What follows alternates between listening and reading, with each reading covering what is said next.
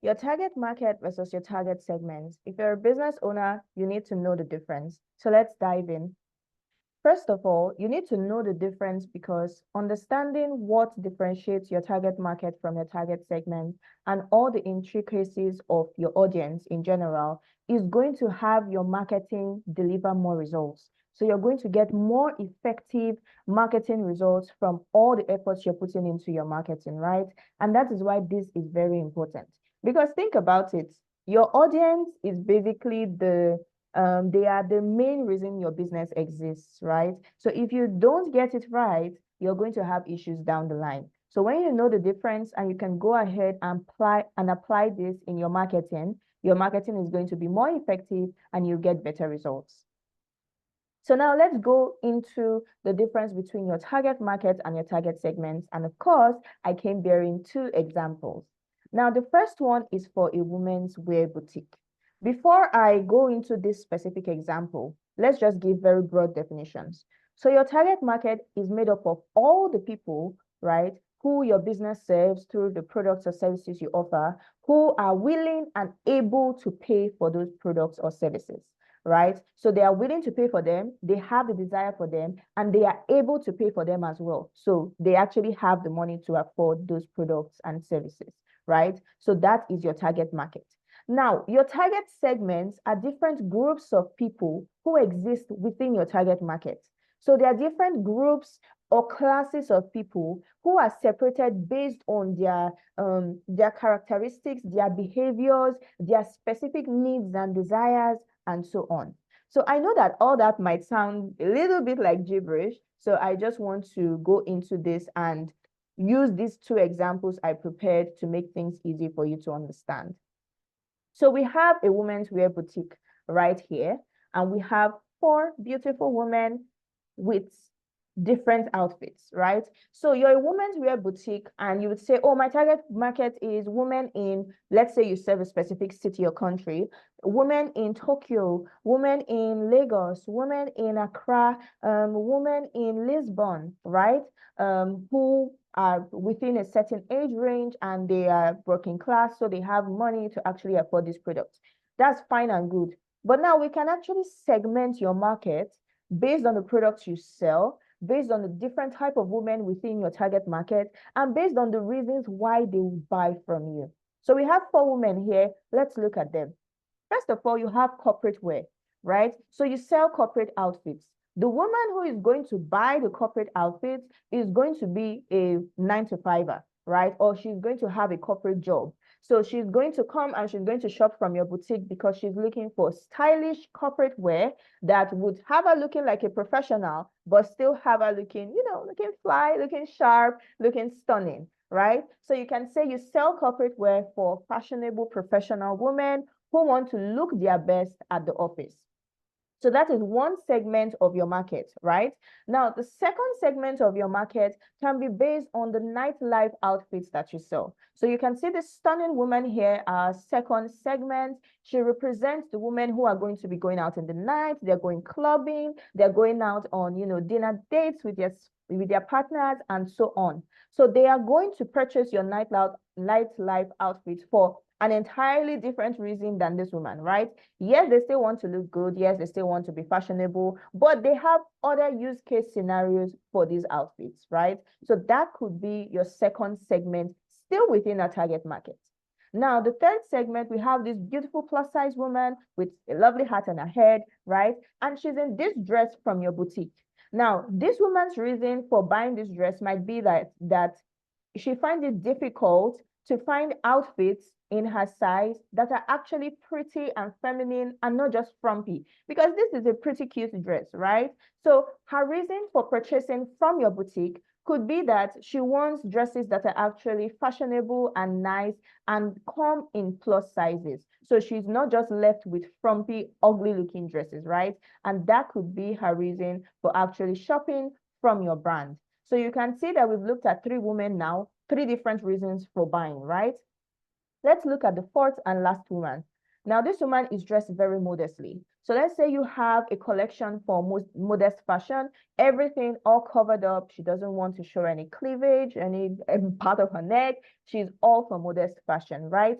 Now, this woman is going to buy not really because the clothes are trendy, not really because maybe they are affordable, but specifically because they keep her modest while being stylish. So look at these cute boots, look at the cute sweater, right? And then look at the entire outfit. So she looks good without showing anything.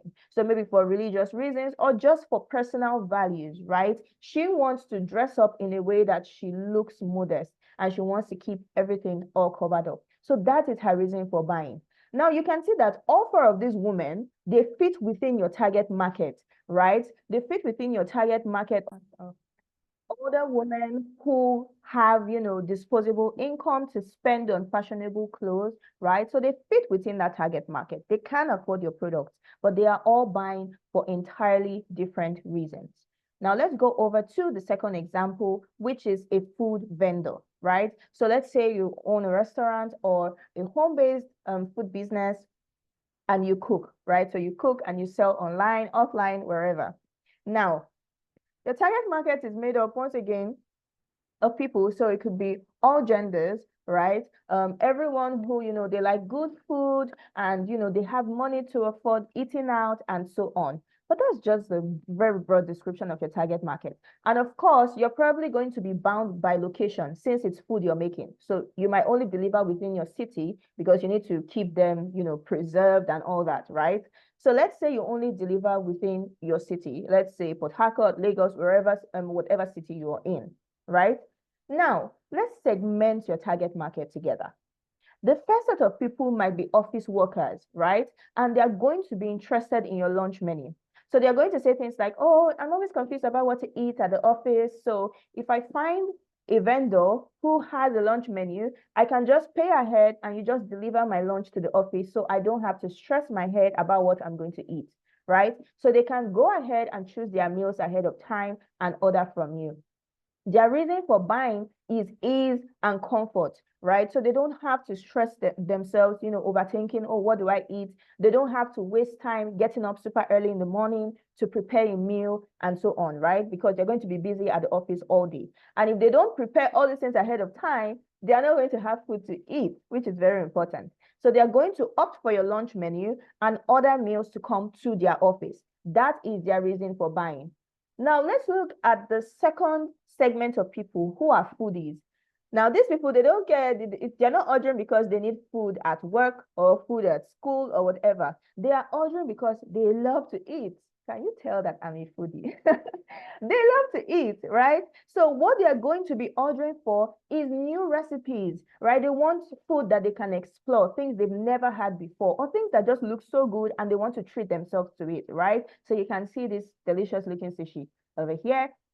They are going to want to treat themselves. So when you say, oh, there's a new recipe, oh, I'm experimenting with this chunky chocolate brownie, they're going to be like, yep, sign me up. I want to place an order, right? So that is their reason for buying. They want to tantalize their taste buds. They want to explore food from different countries, different regions, different continents. That would be their reason for buying.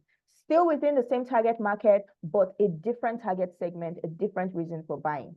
And then the final segment we're going to be looking at for the food vendor is people who hate cooking, right? So it might not even be that they are busy with work, but they just don't like cooking. They don't see why they need to spend hours in the kitchen cooking. It does not, maybe the effort they put in the kitchen does not match up to the result of eating the food, right? So they're like, I'm not going to do this. So what they're going to be interested in, or what you see these people doing, is placing bulk orders. So they're going to reach out to the food vendor and be like, can I get 50 liters of jollof rice and 100 liters of soup and this and that and that? And then the food just comes and they just slot it into their freezer and they know that food is taken care of for the entire week or for the entire month or however long they're ordering for, right? So you can see it here. So these people that don't like cooking are going to order food in bulk. Now, these three sets of people still fit within the target market of the food vendor, right? They still fit within that target market. They can afford the product. They are going to enjoy eating the meals, but they have very different reasons for actually going ahead to place that order. So you really need to understand the difference between your target market and your target segment, because trust me, this is going to go a long way in supercharging your marketing, right? Because when you realize that, okay, I have office workers in my target market, right? So this segment of people, they are office workers. You can go ahead and say every weekend you promote your lunch menu. So you say, this is the lunch menu we are going to have for the new week. So if you're working 9 to 5 job and you want us to deliver meals to your office, to you directly, then place an order today and we will prepare everything. And all you have to do is come and pick up at your office gate. You just pick up your meal, we'll serve it to you warm and fresh, and you'll be able to enjoy your lunch without stressing yourself, without waking up early in the morning to cook and so on, right? So that's what the kind of message you'll be communicating based on their needs and based on their reason for ordering or for wanting to purchase that product or service. Now, for the foodies, you're going to be creating content that spotlights different types of meals. So you're going to be telling them, oh, next week, we're going to be exploring and cooking up a storm with some Thai cuisine. And they're going to be like, oh, let's go to Thailand with our mouths. And they're going to go ahead and place an order because you know that what is driving them is that need for adventure, that need to explore different tastes and different flavors and to travel the world with our mouths. That's what I want to do, right? So when you tell me, oh, I'm testing out a new recipe and I'm going to be using spices from, from Arabia, from Saudi Arabia, I'm going to be like, oh, that's new. I want to try that, right? So for the foodie, you're going to be highlighting the different recipes you're trying, the different flavors, the new additions to your menu, and so on. You're going to be saying things like, one of the best ways to enjoy life is by treating yourself to good food. So place an order for the weekend and, let's order some delicious food to your doorstep. That is the kind of message you'll be using to target this segment, right? Very different from the message you'll be using to target office workers. And for the last segment of people, who are people that hate cooking, you're going to be doing things like highlighting how long it takes to prepare a meal, right? So let's say it takes you 2 hours to prepare enough food for 1 week, or 3 hours, or 4 hours, or 1 hour, however long. What would you use that time to do? Like, what else would you use that time to do that you would enjoy, right? That could be 1 hour of gaming. That could be 1 hour of, communicating with your partner and strengthening your relationship. That could be 1 hour of you sleeping extra, right? Over the weekend, because you don't have to bother about what you're going to eat for the next week. So how about we take care of your meals? We know you don't like to cook. We know that you can use that time to do something more productive or just something more enjoyable. So let's take that stress and that frustration off your plate. So order our bulk food, right? You can choose your menu and we'll prepare it for you. We'll deliver it to your house. All you have to do is freeze, microwave when you're ready to eat, and you'll be good to go. So you see how the messages are just entirely different. And this is what I mean when I say segmenting your audience is going to make your marketing more effective. Because instead of saying a generic message like, we make delicious food, order today, right? Or, oh, our food is the best in New York City, order today. You're going to be really drilling down and speaking specifically to each segment of your market. So you can create one piece of content today for office workers, one tomorrow to target foodies, one the next day to target bulk orders, and so on. And you suddenly see that people are responding more to your content, they are responding more to your ads, and your business is getting much better results. Now, I have an assignment for you. I want you to tell me what your business does and tell me at least 2 segments of customers that you serve in the comments, right? So you say, oh, I sell perfumes, and 2 segments of customers are XYZ and ABC, right? So let's just do this little assignment together. You can leave your answers for me in the comments. And if you enjoy this video, if you learned something new, please give it a like and subscribe to my channel. I share tips and strategies and lessons like this from my experience as a marketing specialist to ensure that you run a profitable business. So subscribe to my channel and I will see you in the next video.